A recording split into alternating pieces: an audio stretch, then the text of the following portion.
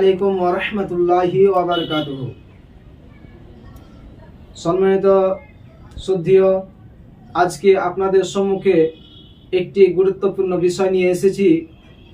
বিষয়টি হচ্ছে কি কি কারণে রোজা ভঙ্গ হয়ে যায়। হুক্কা, বিড়ি, সিগারেট, পান খেলে রোজা ভঙ্গ হয়ে যায়। কানে তেল দিলে উহা ভিতরে প্রবেশ করিলে রোজা ভঙ্গ হয়ে যায়। ইচ্ছাকৃত বমি করিলে রোজা ভঙ্গ হয়ে যায়। বমি করার সময় যে বমিটা মুখে উঠে আসে আবার সেই যদি গিলে লায় তবে রোজা ভঙ্গ হয়ে যাবে।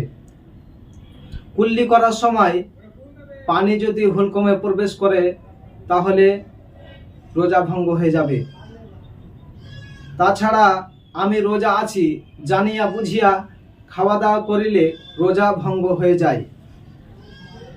এবং কেউ যদি স্ত্রীর সঙ্গে সহবাস করে তাহলে রোজা কাজা করিতে হবে এবং কাফারা আদায় করিতে হবে।